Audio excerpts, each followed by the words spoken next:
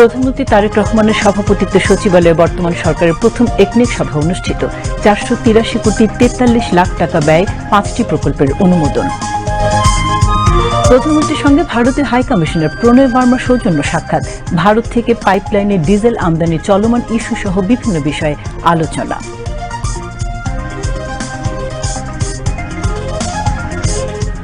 গণপ্রতিনিধিত্ব আদেশ সংশোধন বিল 2026 সহ নির্বাচন সংশ্লিষ্ট কয়েকটি বিল জাতীয় সংসদে পাস।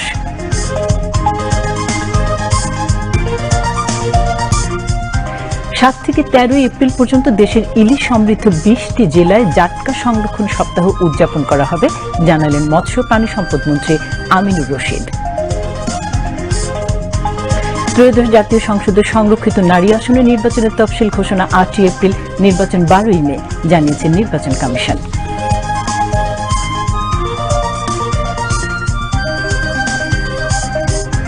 ইরানের বেসামরিক ও গুরুত্বপূর্ণ অবকাঠামোতে যে কোনো ধরনের হামলার পরিণতি শুধু মধ্যপ্রাচ্যে সীমাবদ্ধ থাকবে না, বিশ্বজুড়ে ছড়িয়ে পড়বে, হুঁশিয়ারি ইরানি পররাষ্ট্রমন্ত্রীর।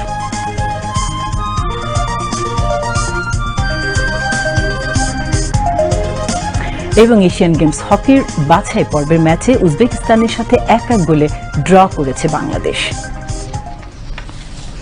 আসসালামু আলাইকুম। রাত 8টার সংবাদে আমন্ত্রণ জানাচ্ছি আমি সালমা আক্তার মিনু। এতক্ষণ সংবাদ শিরোনাম শুনছিলেন, এবারে বিস্তারিত।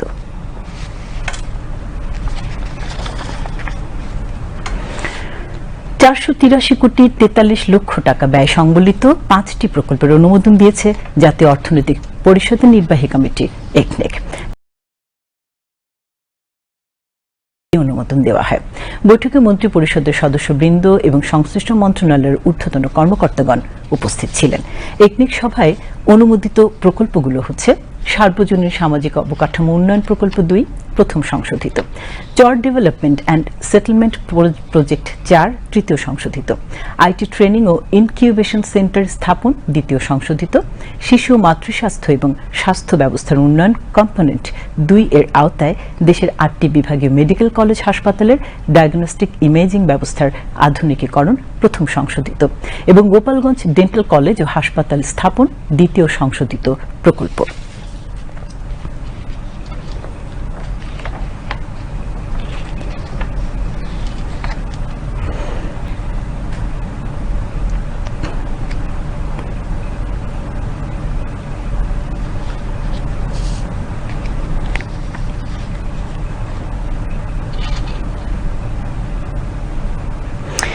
এদিকে সচিবালয়ে জাতীয় অর্থনৈতিক পরিষদের নির্বাহী কমিটির সভা শেষে অর্থমন্ত্রী আমির খসরু মাহমুদ চৌধুরী সাংবাদিকদের জানিয়েছেন, একনেক সভায় উত্থাপিত প্রকল্পগুলোর অধিকাংশই অপ্রয়োজনীয় ও রাজনৈতিক বিবেচনায় গ্রহণ করা হয়েছে। এ সময় প্রধানমন্ত্রী অর্থ পরিকল্পনা উপদেষ্টা ডক্টর রাশেদ আল মাহমুদ তিতুমির জানান, 1300-ও অধিক যে উন্নয়ন ও অবকাঠামো প্রকল্প নেওয়া হয়েছে তার যৌক্তিকতা নিরূপণে একটি কমিটি করা হয়েছে। অর্থমন্ত্রী গণমাধ্যমকে জানান, সব প্রকল্পতে কোনো না কোনো সমস্যা আছে, আর কোনো প্রকল্প বিএনপির ইশতেহারের সাথে মিল আছে কিনা সেটা দেখা হচ্ছে। এদিকে প্রধানমন্ত্রী অর্থ পরিকল্পনা উপদেষ্টা বলেন, সভায় বার্ষিক উন্নয়ন কর্মসূচি বাস্তবায়নের বেহাল অবস্থার বিষয়ে আলোচনা হয়েছে। রাজনৈতিক বিবেচনায় অনেক প্রকল্প নেওয়া হয়েছে। প্রধানমন্ত্রীর নির্দেশে একটি কমিটি গঠন করা হয়েছে। এই কমিটি 1300-এর অধিক প্রকল্প বিশ্লেষণ করে প্রকল্পগুলোর যৌক্তিকতা যাচাই বাছাই করা হবে বলে জানিয়েছে।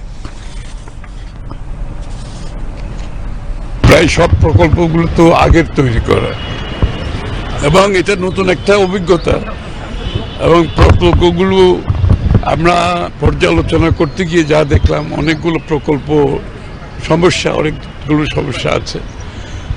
অনেকগুলো প্রকল্পের প্রয়োজনীয়তা ছিল কিনা সেটাও একটা বিশেষ প্রশ্ন।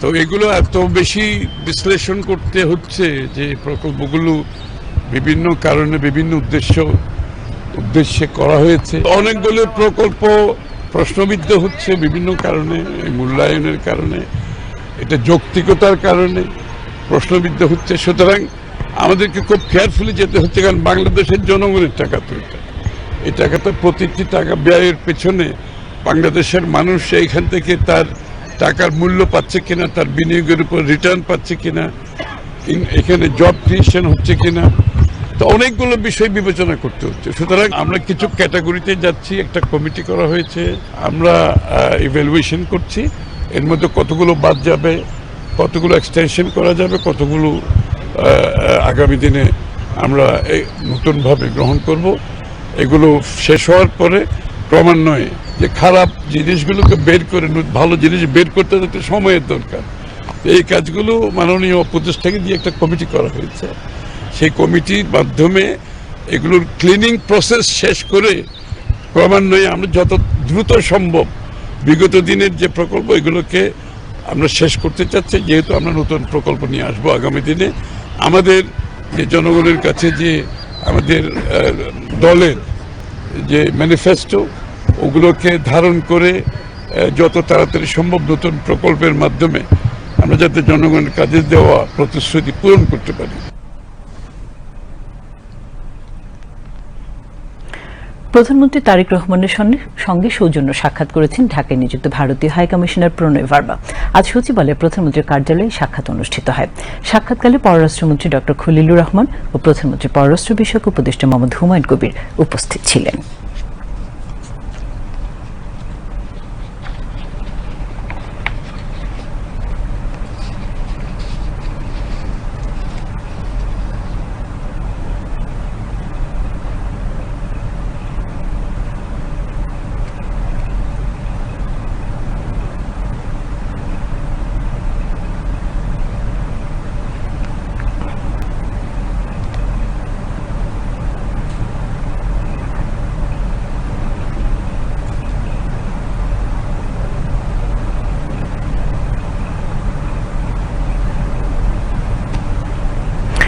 বৈঠক শেষে পররাষ্ট্র উপদেষ্টা হুমায়ুন কবির বলেন, প্রধানমন্ত্রী তারেক রহমানের সঙ্গে ভারতের হাই কমিশনার প্রণয় ভার্মার ভারত থেকে পাইপলাইনের ডিজেল আমদানির চলমান ইস্যু সহ দুদেশের মধ্যকার বিভিন্ন চলমান ইস্যুগুলো নিয়ে আলোচনা হয়েছে। প্রধানমন্ত্রী পররাষ্ট্র উপদেষ্টা জানান, বাংলাদেশ ভারতের মধ্যে একটি নতুন সম্পর্ক উন্নয়ন করা হবে, যা হবে দুদেশের জনগণের সাথে জনগণের সম্পর্ক। তিনি বলেন, শেখ হাসিনার পর্ব শেষ, তাই ব্যক্তির সাথে নয়, নতুন সম্পর্ক হবে দুদেশের জনগণের। এ সময় আগামীকাল পররাষ্ট্রমন্ত্রী ও প্রধানমন্ত্রী পররাষ্ট্র উপদেষ্টার ভারত সফর নিয়ে হুমায়ুন কবির বলেন, এই সফরে দুদেশের মধ্যে বেশ কয়েকটি বৈঠক অনুষ্ঠিত হওয়ার সম্ভাবনা রয়েছে। এটা ওনার কংগ্রাচুলেটরি কলের একটা দরখাস্ত করছিলেন, এইটার প্রেক্ষিতে কি congratulatory call, so that was a schedule routine, যে কংগ্রাচুলেটরি কল যেগুলো আছে ইটস পার্ট অফ দ্যাট। এবং কিভাবে আগামীতে ধরেন কিছু কিক স্টার্ট করা যায় সম্পর্ক, চ্যালেঞ্জেস তো আছে অবশ্যই, and we are very clear of the challenges. We've specified that. ভারতের প্রধানমন্ত্রীর শুভেচ্ছা আমারও দিলেন, কংগ্রাচুলেশনস করলেন। তারপরে আপনার কিছু পাইপলাইন দিয়ে যে আমরা এই ডিজেল মানে কিছু আমরা আনছিলাম, মানে বিভিন্ন পর্যায়ে ফেজে এই তো এইগুলা যে হয়েছে মানে একটা স্মুথলি ডিসকাস দ্যাট, এবং ফিউচারে আমরা কিভাবে কোলাবোরেট করতে পারি, বিভিন্ন যাতায়াত পিপল টু পিপল সম্পর্ক করতে পারি, যাতে we don't commit the mistake of the past where it is solely সম্পর্কটা হয়ে যায় মানে ভারতের যাতে না হয় কোনো ব্যক্তির সাথে। ভারতও চাচ্ছে, আমরাও চাচ্ছি এখন পিপল টু পিপল সম্পর্ক জোরদার করতে। তো প্রত্যেক জায়গায় আমরা কালচারাল এক্সচেঞ্জেস মোর চাই, উই ওয়ান্ট এক্সচেঞ্জেস মানে between political parties, exchanges between government officials. তো আমরা এটা যত ওপেন এবং ক্লিয়ারলি আমাদের মধ্যে এঙ্গেজমেন্ট এন্ড ডায়ালগ থাকবে, so on some of the challenging issues we may be able to resolve মানে in the open. আর যত ধরেন আমরা তিক্ত করে রাখবো, এবং in terms of we need to create a new space for a new relationship. এটা তো ক্লিন ব্রেক, মানে এটা তো হাসিনার আর ভারতের সম্পর্ক তো আর হবে না। হাসিনা তো বাংলাদেশে নন এক্সিস্টেন্ট, রাজনৈতিকভাবে মরে গেছে, আজকে প্রায় অনেক দিন হয়ে গেছে। সো হাসিনা আর আওয়ামী লীগ বলতে আর বাংলাদেশে কিচ্ছু নাই। তো এটা হচ্ছে একটা নিউ সম্পর্ক between Bangladesh and India. Bharat সফরে যাচ্ছেন রাষ্ট্রমন্ত্রী সাহেব আর আমি কালকে।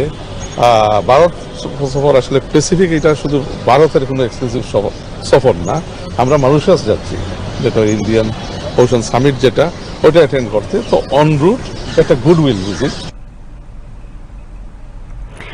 প্রধানমন্ত্রী তারেক রহমানের সঙ্গে সৌজন্য সাক্ষাৎ করেছেন ইউরোপীয় ইউনিয়নের রাষ্ট্রদূত মাইকেল মিলারের নেতৃত্বে একটি প্রতিনিধি দল। আজ সচিবালয়ে প্রধানমন্ত্রীর অফিস কক্ষে এই সাক্ষাৎ অনুষ্ঠিত হয়। সাক্ষাৎকালে অন্যান্যের মধ্যে পররাষ্ট্রমন্ত্রী ডক্টর খলিলুর রহমান ও প্রধানমন্ত্রী পররাষ্ট্র বিষয়ক উপদেষ্টা মোহাম্মদ হুমায়ুন কবির উপস্থিত ছিলেন।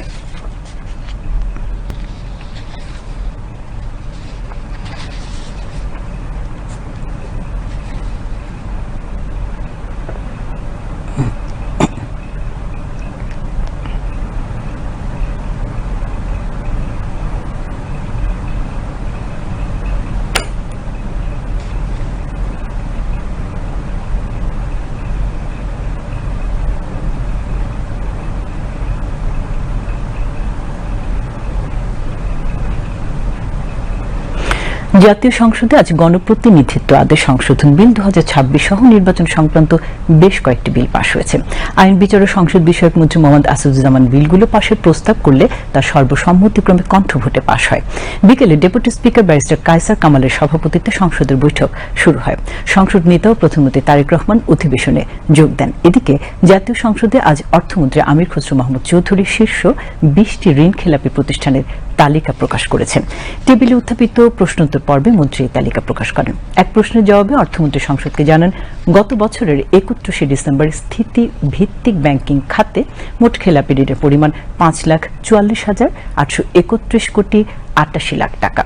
এদিকে স্বাস্থ্য পরিবার কল্যাণ মন্ত্রী সরদার মোহাম্মদ সাখাওয়াত হোসেন সংসদে জরুরি জনগুরুত্বপূর্ণ এক নোটিশের জবাবে বলেন, অতীতে সরকারগুলোর সম্পূর্ণ ভুল ব্যবস্থাপনা ও ব্যর্থতার কারণে বর্তমানে দেশে হামের প্রাদুর্ভাব বৃদ্ধি পেয়েছে। তিনি বলেন, বিগত 5.5 বছরে দেশে হাম ও রুবেলার টিকাদান ক্যাম্পেইন করা হয়নি। স্বাস্থ্যমন্ত্রী বলেন, জরুরি ভিত্তিতে দেশের 18টি জেলায় হাম রুবেলার টিকাদান কর্মসূচি শুরু হয়েছে। প্রথম ধাপে 12 লক্ষ শিশুকে টিকাদানের লক্ষ্যমাত্রা নির্ধারণ করা হয়েছে। এছাড়া ঝুঁকিপূর্ণ শিশুদের জন্য দেশের সকল সরকারি হাসপাতালে আইসোলেশন ওয়ার্ডের ব্যবস্থা করা হয়েছে।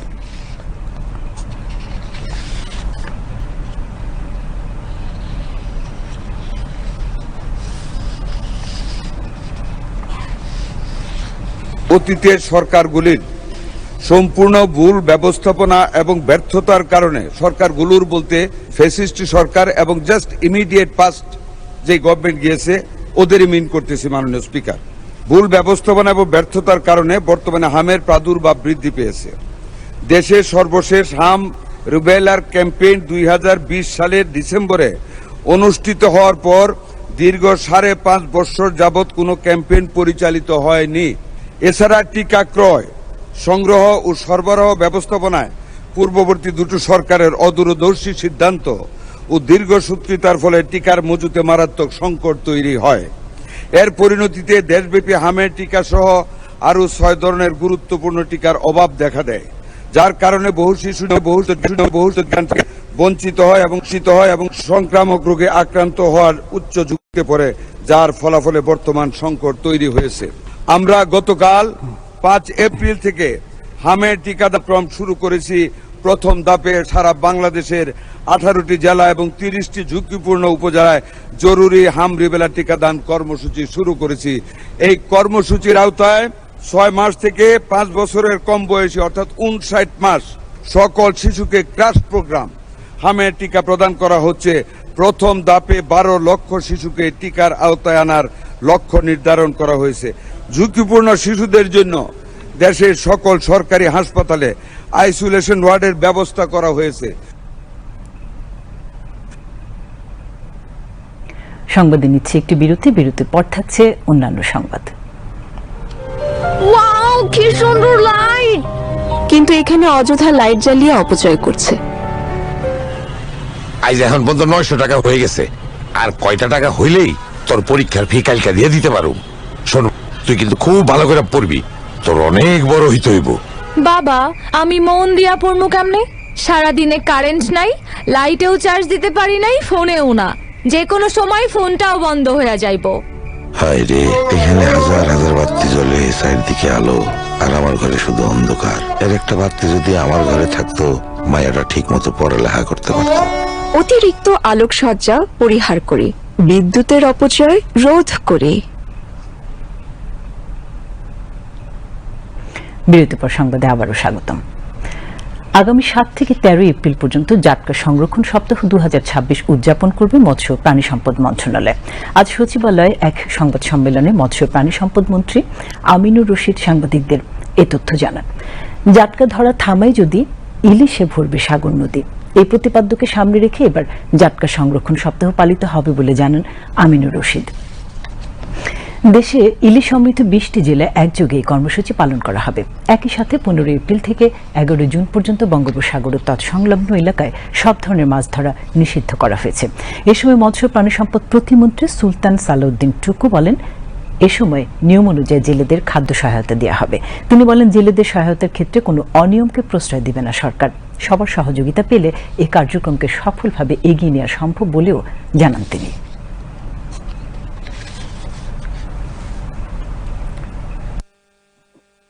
15 এপ্রিল থেকে 11 জুন বঙ্গোপসাগর ও সংলগ্ন এলাকায় সব ধরনের মৎস্য আহরণ নিষিদ্ধ করা। ঝাটকা ও মা ইলিশ সংরক্ষণে জাতীয় পর্যায়ে সচেতনতামূলক কার্যক্রম ও ঝাটকা সংরক্ষণ সপ্তাহ উদযাপন। প্রযোজন মৌসুমে 22 দিন ইলিশ আহরণ নিষিদ্ধ, বিজ্ঞান ভিত্তিক সময় নির্ধারণ।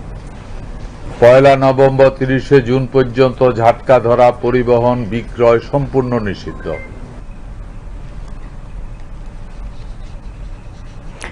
দ্বিতীয় দিনের মতো আজও চলে হামের টিকা কার্যক্রম। 18 জেলার 30 উপজেলায় এই হাম রুবেলার টিকা দেয়া হবে 15 দিন। হামের সংক্রমণ ঠেকাতে দ্রুততার সাথে গতকাল থেকে সারা দেশে শুরু হয়েছে এই টিকাদান কার্যক্রম। তবে অতি ঝুঁকিপূর্ণ 18 জেলাকে অগ্রাধিকার দিয়েই এই টিকা প্রদান করছে সরকার। এই ঝুঁকিপূর্ণ 30টি উপজেলায় 6 মাস থেকে 59 মাস বয়সের মোট 12,03,267 জন শিশুকে এই টিকার আওতায় আনার লক্ষ্যমাত্রা নিয়ে কাজ করা হচ্ছে। তবে যে সকল শিশু জ্বরে আক্রান্ত হচ্ছেন তাদের টিকা না দেওয়ার জন্য পরামর্শ দিচ্ছেন বিশেষজ্ঞ চিকিৎসকরা। তথ্য সম্প্রচার মন্ত্রী জহিরুদ্দিন স্বপনের সঙ্গে সৌজন্য সাক্ষাৎ করেছেন বাংলাদেশে নিযুক্ত পাকিস্তানের হাই কমিশনার ইমরান হায়দার। সাক্ষাতে পারস্পরিক সম্পর্ক, দুই দেশের গণমাধ্যম, সংস্কৃতি ও জ্ঞানভিত্তিক সহযোগিতা জোরদার করার বিভিন্ন বিষয় নিয়ে আলোচনা হয়। সাক্ষাতের শুরুতে পাকিস্তানের হাই কমিশনার তথ্যমন্ত্রীকে দায়িত্ব গ্রহণের জন্য অভিনন্দন জানান। তথ্যমন্ত্রী বলেন, বর্তমান বিশ্বে নতুন মিডিয়ার দ্রুত বিস্তার দুই দেশের মধ্যে যৌথভাবে কাজ করার নতুন সুযোগ সৃষ্টি করেছে। পারস্পরিক স্বার্থের ভিত্তিতে ভবিষ্যতে গণমাধ্যম খাতে সহযোগিতার নতুন ক্ষেত্র চিহ্নিত করা হবে বলে তিনি আশাবাদ ব্যক্ত করেন। এ সময় তারা দুই দেশের জনগণের মধ্যে যোগাযোগ বৃদ্ধির উপর গুরুত্ব আরোপ করেন। সাক্ষাতে দ্বিপাক্ষিক সাংস্কৃতিক বিনিময়, বিশেষ করে শিল্পী ও অভিনয় শিল্পীদের পারস্পরিক সফর এবং যৌথ প্রযোজনার সম্ভাবনাও আলোচনায় উঠে আসে। পাকিস্তান বাংলাদেশ নলেজ করিডোর উদ্যোগের আওতায় বিজ্ঞান ভিত্তিক শিক্ষায় শিক্ষার্থী বিনিময় কার্যক্রম সম্প্রসারণের বিষয়েও সাক্ষাতে আলোচনা হয়। এ সময় বাংলাদেশ সংবাদ সংস্থা এবং পাকিস্তানের রাষ্ট্রীয় সংবাদ সংস্থা অ্যাসোসিয়েটেড প্রেস অফ পাকিস্তান এর মধ্যে বিদ্যমান সহযোগিতা আরও শক্তিশালী করার বিষয়ে আলোচনা হয়। হাই কমিশনার মন্ত্রীকে পাকিস্তান সফরের আমন্ত্রণ জানান এবং এই ধরনের সফরের মাধ্যমে দ্বিপাক্ষিক সম্পর্ক আরও জোরদার হবে বলে আশাবাদ ব্যক্ত করেন। সাক্ষাৎ শেষে উভয় পক্ষ ভবিষ্যতে বাংলাদেশ পাকিস্তান সম্পর্ক আরও জোরদার করতে একসঙ্গে কাজ করার আশাবাদ ব্যক্ত করেন। ত্রয়োদশ জাতীয় সংসদ নির্বাচনে সংরক্ষিত নারী আসনে ভোটের তফসিল 8 এপ্রিল ঘোষণা করা হবে এবং ভোট গ্রহণ হবে 12 মে। আজ রাজধানীর আগারগাঁও নির্বাচন কমিশন ভবনের সভাকক্ষে নির্বাচন কমিশনের 11তম কমিশন সভা শেষে সাংবাদিকদের ব্রিফিংয়ে নির্বাচন কমিশন সচিবালয়ের সিনিয়র সচিব আক্তার আহমেদ একথা জানান। প্রধান নির্বাচন কমিশনার এএমএম নাসির উদ্দিনের সভাপতিত্বে সভায় নির্বাচন কমিশনার আব্দুর রহমানুল মাসউদ, বেগম তাহমিদ আহমদ, আনোয়ারুল ইসলাম সরকার ও ব্রিগেডিয়ার জেনারেল অবসরপ্রাপ্ত আবুল ফজল মোহাম্মদ সানাউল্লাহ, ইসির সিনিয়র সচিব সহ নির্বাচন কমিশন সচিবালয়ের ঊর্ধ্বতন কর্মকর্তাগণ উপস্থিত ছিলেন। ইসি সচিব বলেন, সংরক্ষিত 50টি নারী আসনের মধ্যে বিএনপি নেতৃত্বাধীন জোট 36টি, এনসিপি সহ জামায়াত জোট 13টি আর স্বতন্ত্র প্রার্থীরা পাবেন 1টি আসন। তিনি আরো বলেন, আগামী 9 এপ্রিল বগুড়া 6 নির্বাচনী এলাকার 0 আসনের উপনির্বাচন ও শেরপুর 3 আসনের নির্বাচনকে 12 ফেব্রুয়ারি ভোটের মতোই গুরুত্ব দেওয়া হচ্ছে। নির্বাচনের নিরাপত্তাজনিত কোনো শঙ্কা নেই বলেও জানান ইসি সচিব। দুদিন এই দুই জায়গায় শেরপুর এবং বগুড়াতে আমরা সার্বিক পরিস্থিতি পর্যালোচনা জানার জন্য আমরা ব্যক্তিগতভাবে গেছি এবং স্থানীয় আইন শৃঙ্খলা প্রিজাইডিং অফিসার যারা আছেন তাদের সাথেও আমরা ওখানে কথা বলেছি। আমরা যে তথ্যটা পেয়েছি, শেরপুরে হচ্ছে আমাদের 129টা কেন্দ্র, দ্যাট ইনক্লুডস আপনার ওসিবি আইসিবি 128 প্লাস অ্যাক্ট, আর বগুড়াতে হচ্ছে 151টা 150টা, আর একটা হচ্ছে আপনার ওসিবি আইসিবি।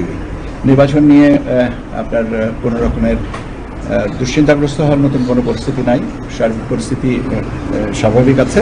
বিভিন্ন পর্যায় থেকে যে তথ্য সংগ্রহ আমরা যেটুকু পেয়েছি সেখানে আমাদের আতঙ্কিত বা চিন্তিত হওয়ার কোনো কারণ নেই এবং এখানে আপনার আইন শৃঙ্খলা বাহিনীর তৎপরতা আছে এবং তারা সার্বিক পরিস্থিতি সবসময় মনিটর করছে।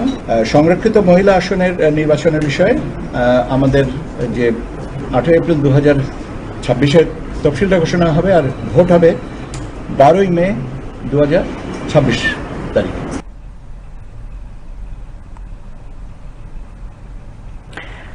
গুম, নির্যাতন ও হত্যার একাধিক অভিযোগে শেখ হাসিনা এবং তৎকালীন প্রশাসনের উচ্চপদস্থ কর্মকর্তাদের বিরুদ্ধে ট্রাইব্যুনালে একাধিক মামলা ও কার্যক্রম এগিয়ে চলছে। 2015 সালে গুম ও নির্যাতনের অভিযোগে শেখ হাসিনা সহ সংশ্লিষ্টদের বিরুদ্ধে ট্রাইব্যুনালে অভিযোগ দায়ের করেছেন সাবেক যুবদল নেতা মশিউর রহমান মামুন। দুপুরে চিফ প্রসিকিউটরের কাছে অভিযোগপত্র জমা দিয়ে তিনি দৃষ্টান্তমূলক শাস্তির দাবি জানান। তার অভিযোগ, বিএনপির রাজনীতির সঙ্গে যুক্ত থাকার কারণেই তাকে 6 মাস গুম করে রেখে অমানবিক নির্যাতন করা হয় এবং পরবর্তীতে 2 বছর কারাভোগ করতে হয়েছে। অন্যদিকে জুলাইয়ের গণঅভ্যুত্থানের সময় কুষ্টিয়ার 6 জনকে হত্যাসহ 8টি অভিযোগে জাসদ সভাপতি হাসানুল হক ইনুকে আসামি করে দায়ের করা মামলায় যুক্তিতর্ক উপস্থাপন শেষ হয়েছে। বিচারপতি নজরুল ইসলাম চৌধুরীর নেতৃত্বে আন্তর্জাতিক অপরাধ ট্রাইব্যুনাল 2-এ এ কার্যক্রম অনুষ্ঠিত হয়। মামলার পরবর্তী শুনানির জন্য আগামী 12 এপ্রিল দিন ধার্য করা হয়েছে। নিচ্ছে আরো একটি বিরতির পর থাকছে অন্যান্য সংবাদ। ওয়াও, কি সুন্দর লাইট! কিন্তু এখানে অযথা লাইট জ্বালিয়ে অপচয় করছে। আজ এখন পর্যন্ত 900 টাকা হয়ে গেছে, আর কয়টা টাকা হইলেই তোর পরীক্ষার ফি কালকে দিয়ে দিতে পারো। শোন, তুই কিন্তু খুব ভালো করে পড়বি, তোর অনেক বড় হইতে হইব। বাবা, আমি মন দিয়া পড়মু কেমনে? সারাদিনে কারেন্ট নাই, লাইটেও চার্জ দিতে পারি নাই, ফোনেও না। যে কোনো সময় ফোনটাও বন্ধ হয়ে যাইব। হায় রে, এখানে হাজার হাজার বাতি জ্বলে, চারিদিকে আলো, আর আমার ঘরে শুধু অন্ধকার। এর একটা বাতি যদি আমার ঘরে থাকতো, মায়েরা ঠিক মতো পড়ালেখা করতে পারত। অতিরিক্ত আলোকসজ্জা পরিহার করে, বিদ্যুতের অপচয় রোধ করে। সংবাদে আবারও স্বাগতম। এবারে আন্তর্জাতিক সংবাদ।